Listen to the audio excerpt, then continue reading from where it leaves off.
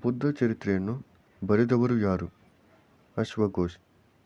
ವೇದ ಎಂದರೇನು? ಜ್ಞಾನ. ಮರಾಠ ರಾಜ್ಯದ ಸ್ಥಾಪಕ ಯಾರು? ಶಿವಾಜಿ.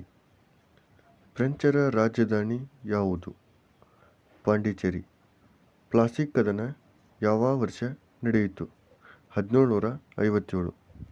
ಇಂಡಿಕಾ ಕೃತಿಯನ್ನು ಬರೆದವರು ಮೆಗಸ್ತನೀಸ್. ಬಾದಾಮಿ ಚಾಲುಕ್ಯರ ಶ್ರೇಷ್ಠ ದೊರೆ ಇಮ್ಮಡಿ ಪುಲಕೇಶಿ. ವಿಜಯನಗರ ಸಾಮ್ರಾಜ್ಯದ ರಾಜಧಾನಿ ಹಂಪಿ. ಆರ್ಯ ಸಮಾಜದ ಸ್ಥಾಪಕ ದಯಾನಂದ ಸರಸ್ವತಿ. ಕನ್ನಡ ಸಾಹಿತ್ಯ ಪರಿಷತ್ ಸ್ಥಾಪನೆ 1915.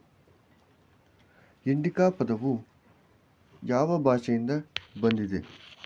ಗ್ರೀಕ್ ಭಾಷೆ.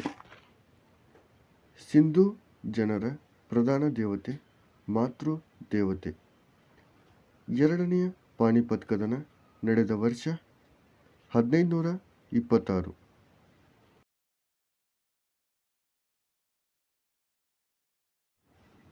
ಕರ್ನಾಟಕದ ಕೇಸರಿ ಎಂದು ಪ್ರಸಿದ್ಧರಾದವರು ಗಂಗಾಧರರಾವ್ ದೇಶಪಾಂಡೆ. ವೇದಗಳ ಕಾಲದ ಕುಟುಂಬದ ಯಜಮಾನನನ್ನು ಕುಲಪತಿ ಅಥವಾ ಗೃಹಪತಿ ಎಂದು ಕರೆಯುತ್ತಿದ್ದರು. ಕುಶಾನರ ಪ್ರಸಿದ್ಧ ದೊರೆ ಕನಿಷ್ಕ. ಮೊಘಲ್ ಸಂತತಿಯ ಸ್ಥಾಪಕ ಬಾಬರ್. ಭಾರತದಲ್ಲಿ ಫ್ರೆಂಚರ ರಾಜಧಾನಿ ಪಾಂಡಿಚೇರಿ. ಸೋರಿಕೆಯ ಸಿದ್ಧಾಂತವನ್ನು ಪ್ರತಿಪಾದಿಸಿದವರು ದಾದಾಬಾಯ್ ನೌರೋಜಿ.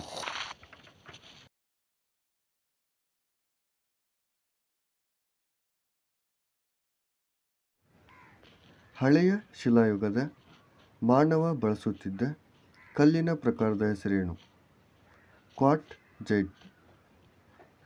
ಚೋಳರ ಗ್ರಾಮಾಡಳಿತವನ್ನು ತಿಳಿಸುವ ಶಿಲಾಶಾಸನ ಯಾವುದು? 1ನೆಯ ಪರಾಂತಕನ ಉತ್ತರ ಮೇರೂರು ಶಾಸನ. ಸಿಖ್ಖರ ಪವಿತ್ರ ಗ್ರಂಥ ಯಾವುದು?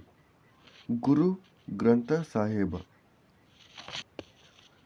ಕುಶಾನರ ಶ್ರೇಷ್ಠ ದೊರೆ ಯಾರು? ಕನಿಷ್ಕ.